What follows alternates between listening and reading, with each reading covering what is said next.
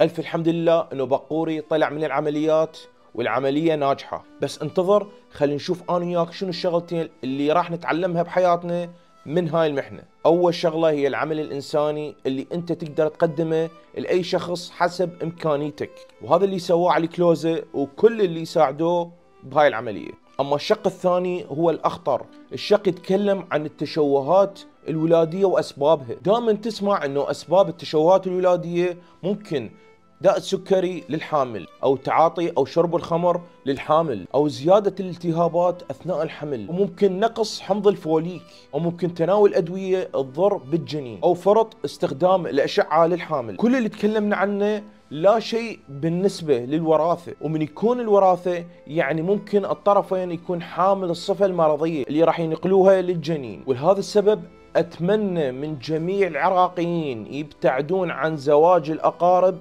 لتعدد الأمراض الوراثية، لأن إذا أنت كنت حامل الصفة الوراثية وتتزوج غريبة مثل ما تشوف أمامك ممكن تختفي هاي الصفة المرضية. أتمنى دعمكم لهذا الفيديو المهم لجميع العراقيين، تسوون لايك واكسبلور حتى الكل يستفاد.